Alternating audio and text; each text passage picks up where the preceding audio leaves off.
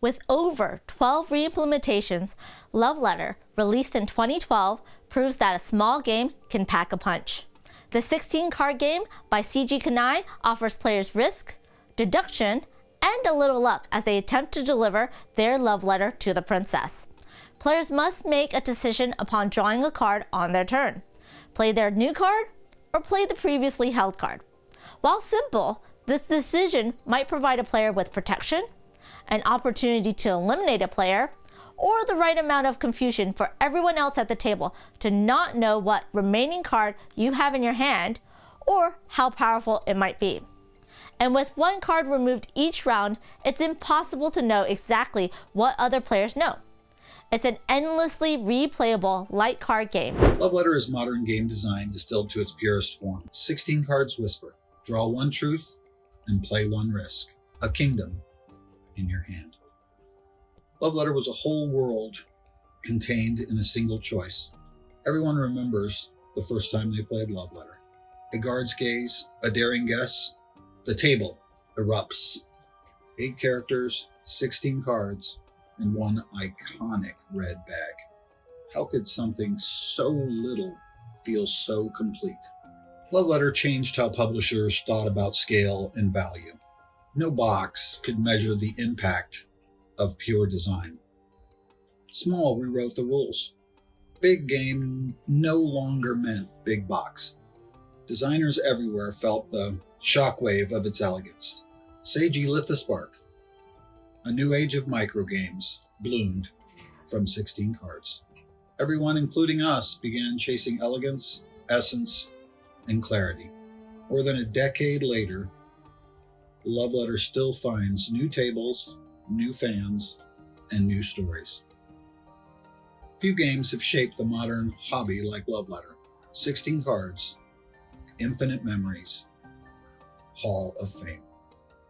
Seiji Kanai's Love Letter introduced me to the massive world of tiny games coming out of Japan. I'd already played a few games of Japanese origin when Love Letter debuted, such as Susumu Kawasaki's Ariko and Naoki Hama's Parade, both of which Z-Man Games had reprinted in English in the United States, but I didn't think about them as anything other than incredibly good card games. But at Gen Con 2012, Ed Bolmy, who was then working for Alderac Entertainment Group, taught Love Letter to me and a couple of my BGG colleagues, advertising manager Chad Grosjean and then database manager Scott Reed. And he introduced it to us in a way that I would not have anticipated, where we stood at the intersection of aisles before the show had opened, so we weren't blocking anyone, and we just played the game in our hands. There was no table. It was just taking a card from a deck that we had put on the trash can, and then playing one of 2 cards into our hand. And that was it. There was no table. We were just playing with us, being the table itself. And then the next day, Scott Reed and I ran into Ed again, and we played Love Letter while walking through the convention center. Again, drawing cards, putting them in our hand, and just playing as we walked. And it was a mind-blowing experience because this was an incredibly small game. It has shrunk down a card game to 16 cards. That's it, some tokens, but we weren't bothering with the tokens. We were just playing a couple of rounds as a demonstration because the game was not out yet. And it was just mind-blowing to experience that. Such a small design, so incredibly engaging, with almost no space needed. The game was all taking place on the cards, yes, but it was more taking place among the players, with us just engaging with one another directly. Who do I think you are? Who do I think you are? It's much more a direct personification of that person rather than just you have a card. So it was very few components that just translated into this magnificent game experience. It's been fantastic to see Love Letter be transformed in so many different ways with different IPs, and obviously its publishers trying to sell more titles of the game, but more it's about Kanai making this framework that can be translated many different ways and give the same type of game experience with various modifications as you're putting in unique cards for a particular IP or just a different environment that you're thinking of. And it still gives this incredible experience in this small package that you can always carry around in a coat, always have with you, and just play with someone instantly.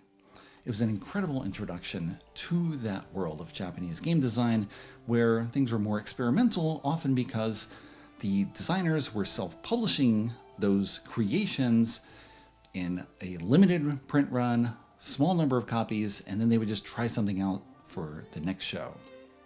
Just do something and move on, and just experiment over and over again. It was fantastic to see that. And then paired with that was what I understand to be the origin story of how AEG signed the design. From my understanding, Seiji Kanai pitched it to AEG's John Zinzer in an elevator ride. Not just in the elevator, but as the elevator was descending, he was pitching the design. Just giving the idea, again, probably playing in their hands, and that was it. That was all that Zinzer needed to understand how amazing this game was. And he got to share it with everyone else. Great. I cannot believe how good that design is and how influential it's been, because Love Letter really opened up the idea of designers making incredibly small games that have a huge impact, and you can experiment easily with that small number of components. So thank you, Seiji Kanai, for creating this incredibly good game. Now, the game that we're going to be talking about is Love Letter. And this is going to be a long tale, so buckle up and let's learn some history while we're here. We're going to turn the clock back 15 years to 2010. Now, 2010, Tokyo Game Market thought, hey, it's going to be a fun idea if we had a little competition with all these little designers and see who could design the best game for 500 yen, roughly $5 American at the time. Now, there was also some manufacturers who were running deals on, if you make a game with 16 cards, we'll cut you a really nice deal. So upcoming designer Seiji Kanai, who owns Kanai Factory, took it upon himself to design his own game and enter this competition. Now, he came up with a game called R&R, 2 R's, and I think it's Frugality and Religion, I want to say. And this is a 2-player game, and essentially it's kind of like a variant of War, where players have hands and they're fighting for control of a central area, a central tableau. Now that did really well for Kanai-san, so he explored that even more and created 3 R's, RRR, which is Religion, so I can do this, Regality, Revolution, and Religion. And now it's a 32 card deck, but still a variant of R&R, but just some neutral cards. And again, it's just 2 players, like a war variant where you're fighting over a central tableau area for like area and majority with open information. Now, he really loved this idea. Kanai-san liked this idea of a low-cost game and wanted to explore this further because it does really well in Tokyo Game Market. So he decides to come up with just R, just 1 R. He did 2 R's, 3 R's, and now he's going to do 1 R. And again, that was just a 2-player variant. And that later became Brave Rats, if you're familiar with Asian board games. He sees this and he's like, you know, I could do something better than this. And the next year in 2012 is when he released Love Letter to the Tokyo Game Market attendees. Now, with Love Letter, it was different because RRR were all 2-player games. And he felt frustrated and constrained by that because he wanted to have something that played at least 4 players. So Love Letter played 2 to 4 players. And that's where he came up with this idea of having a 1-card hand. And then you draw a card, play a card. Very simple mechanics. And needless to say, it did extremely well at Tokyo Game Market. And everyone absolutely loved it. People loved it so much that it caught the attention of American publisher AEG, and they licensed the game. Now, we're gonna flash forward even further back to the late 80s and early 90s, where a famous Belgian martial artist drops everything, drops his blossoming career in Belgium and decides to risk it all and move to America. And when he's asked this, like, why are you giving up on this, prosperous career in Belgium? And Jean-Claude Van Damme says, well, if you're big in Europe, you're big in Europe. But if you're big in America, you're big everywhere. And just like Jean-Claude Van Damme, Love Letter became huge in America. And not just America, but now, flash forward to 2025, there are millions of copies sold. It's been translated into, I don't know, I want to say at least 30 different languages with dozens of IPs under the sun because it's so easy to retheme, being from fan-made IPs that they've made and done their own to official IP releases that are extremely hard to find. And unlike a lot of other board games, Love Letter seems to be one of those games that just really, really speak to people in this very, I don't know, unique way. I've met in my lifetime around five people who they collect versions of Love Letter. And they're like, I don't know, maybe 50 to 40 different versions of Love Letter out there. And this is one of the things that they do.